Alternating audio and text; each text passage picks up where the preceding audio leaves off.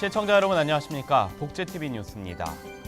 제13회 전국장애인 동계체육대회가 강원도와 서울, 경기 일원에서 진행된 가운데 지난 19일 모든 경기가 끝났습니다. 주요 소식 정두리 기자가 정리했습니다. 지난 19일 막을 내린 제13회 전국장애인 동계체육대회에서는 2018 평창 장애인 동계올림픽을 준비하는 선수들의 열정이 뜨거웠습니다. 지난 18일 알펜시아 리조트 에코슬로프에서는 장애인 스노우보드 우수 신인 선수들이 모습을 나타냈습니다. 우리나라에서 장애인 스노우보드는 이제 막 걸음마를 뗀 수준. 이번 대회에서는 공식 경기에 앞선 전주자로 먼저 설원이를 내려오며 시범 종목으로 첫 활강을 선보였습니다.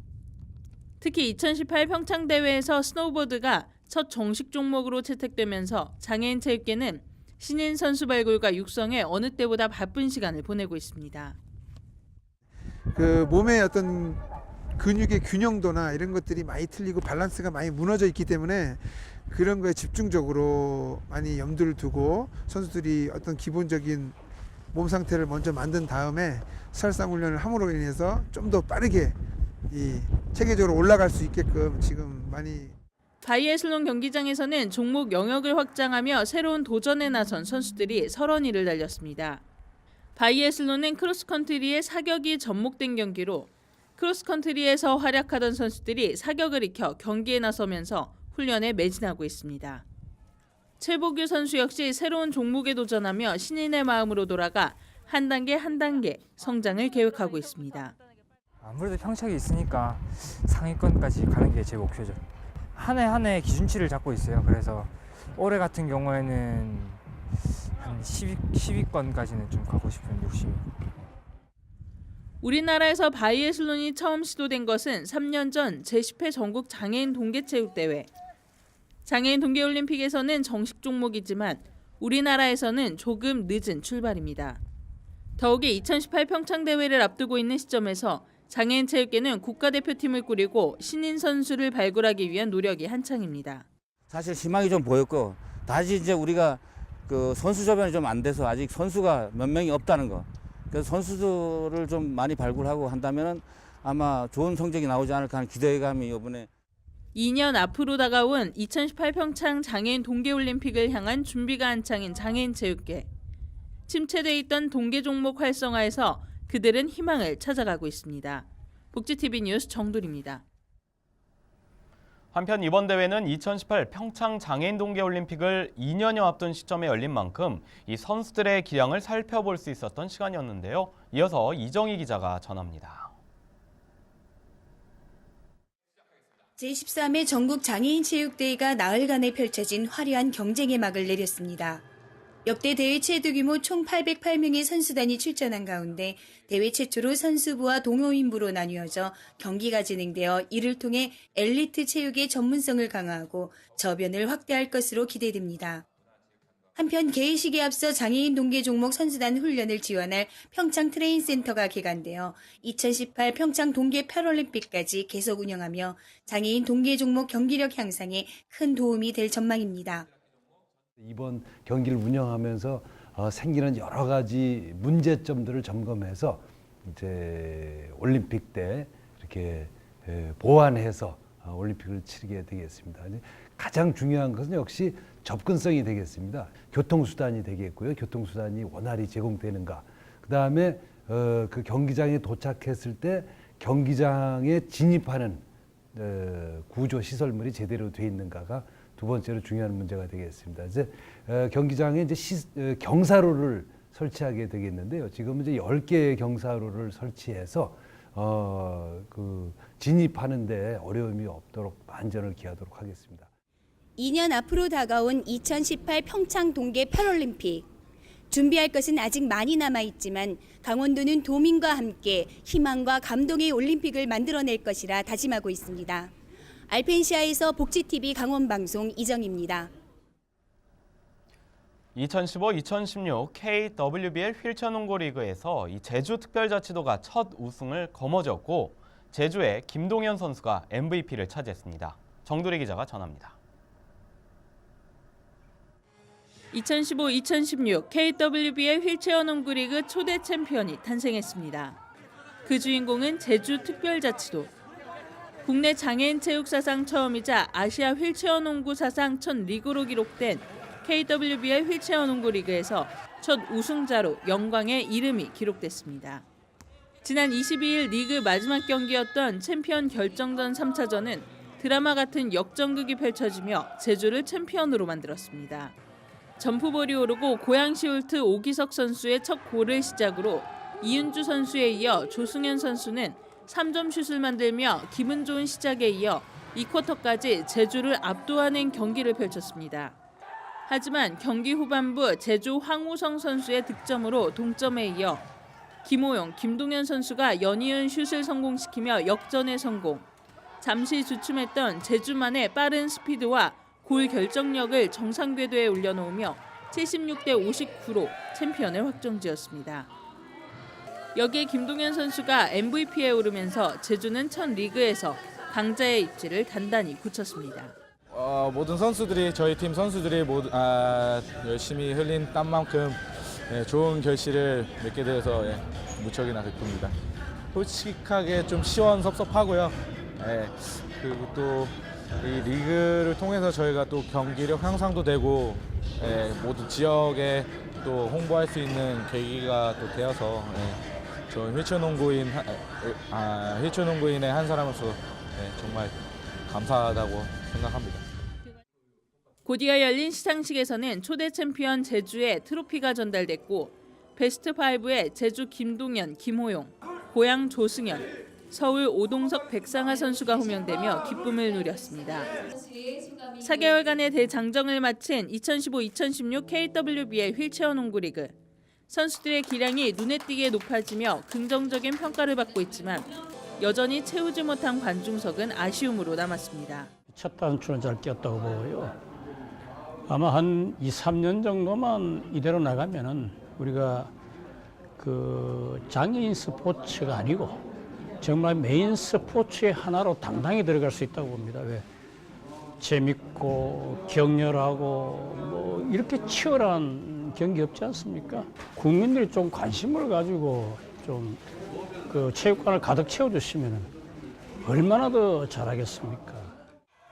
당당한 스포츠로 자리매김하겠다는 첫 포부를 갖고 시작한 휠체어 농구 리그의 첫 도전. 박진감 넘치는 리그는 오는 11월 다시 돌아옵니다. 복지TV 뉴스 정돌입니다.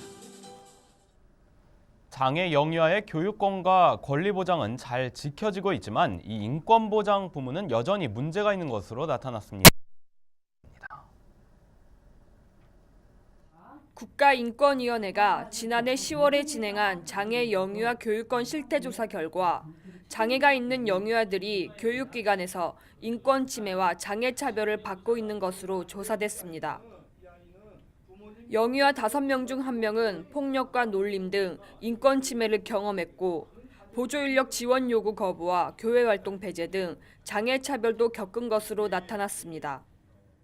장애 영유아 아이들은 의사소통이 잘 안 되기 때문에 인권의 어떤 침해 소지가 있다 할지라도 노출이 되지를 않았었어요. 반면 영유아의 권리 보장과 교육권 부분에서는 90% 이상이 긍정적인 답변을 했습니다.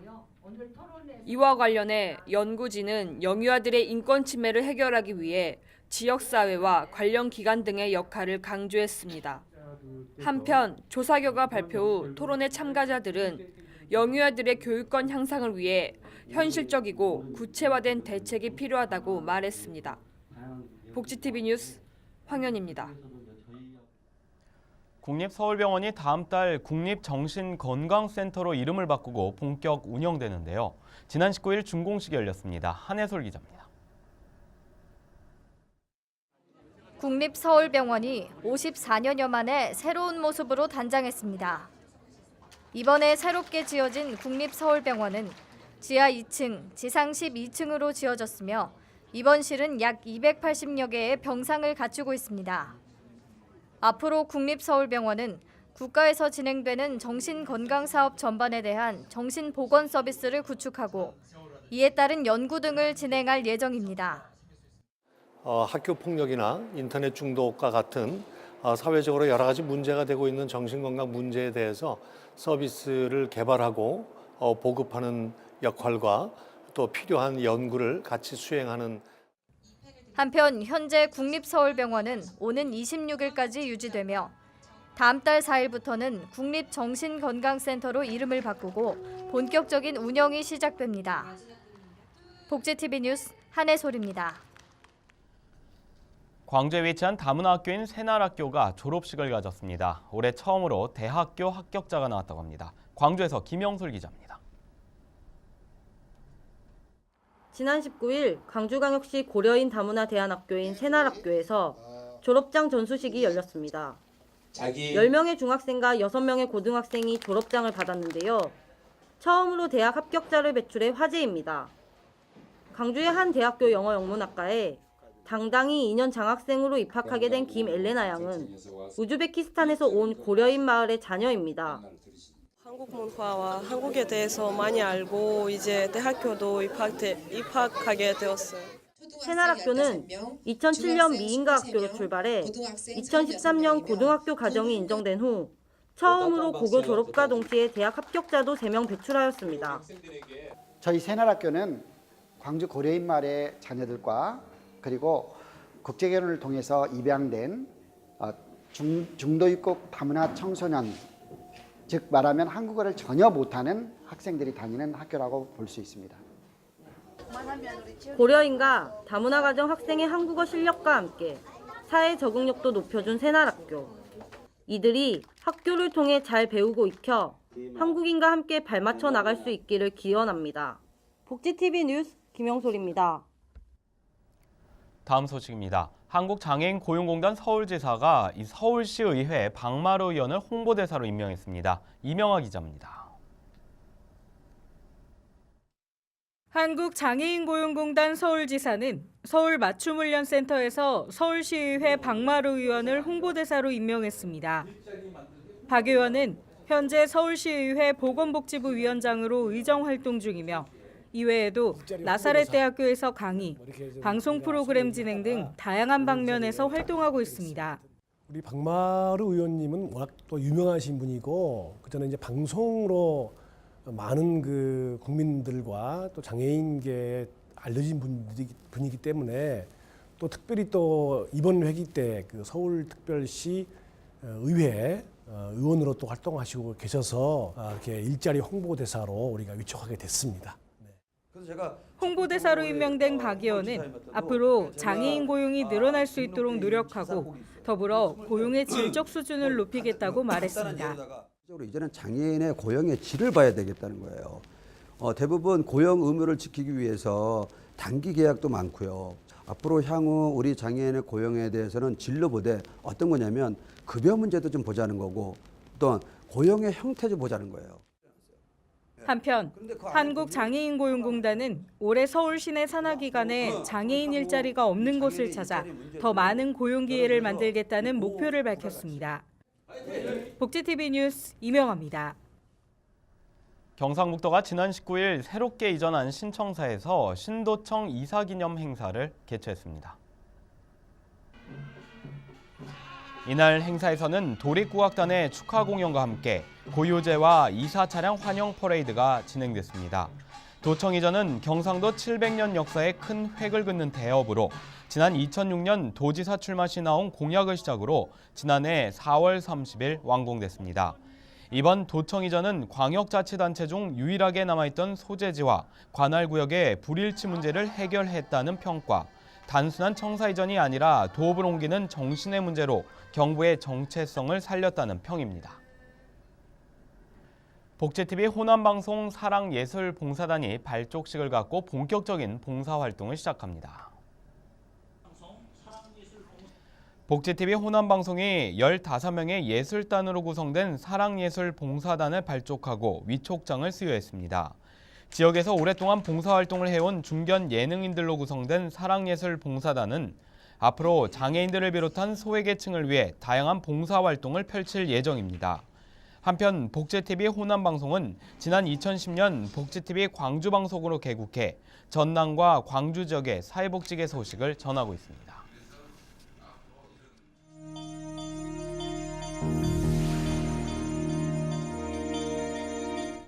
이어서 간추린 뉴스를 전해드립니다. 서울시 강남구가 올해부터 1인 가구와 최중증장애 주민들에게 활동보조 서비스 24시간 돌봄 지원을 확대합니다. 구는 매월 20일 활동 지원 추가 지원을 신청한 대상자 중 심의를 거쳐 대상자를 선정할 예정이고 신청은 동주민센터와 구청 사회복지과에 신청하면 됩니다. 서울시 중구는 어린이를 대상으로 무료 건강검진을 오는 26일까지 실시합니다. 검진 내용은 흉부 방사선 촬영과 혈액 검사, 소변 검사 등을 통해 심장질환과 당뇨, 빈혈 등 기본 질환을 검사할 예정입니다. 충북 청주사랑요양보호사회가 독거노인 가정 50여 곳을 방문해 집안 청소와 식사 봉사를 진행했습니다. 이날 봉사에는 봉사회 김상현 회장을 비롯해 30여 명의 요양보호사들이 참가했습니다. 청주시 아동복지관이 아동이 건강하게 태어나 안전하고 행복하게 자랄 수 있도록 하는 아동 친화 도시를 향한 액티브 칠드런 프로젝트를 추진합니다. 시는 이를 위해 올해부터 아동 권리 보장과 부모 교육을 올해부터 오는 2020년까지 연차적으로 프로젝트를 추진할 예정입니다. 중증장애인이 집안에 발생한 화재로 대피하지 못한 채 또 사망하는 사건이 발생했습니다. 이 정부가 조금의 의지만 갖고 장애 등급제 폐지와 같은 장애계의 요구를 수용한다면 더 이상 이러한 인명피해는 없을 것입니다. 행복한 미래를 여는 방송 복지TV 뉴스를 마칩니다. 시청해주신 여러분 고맙습니다.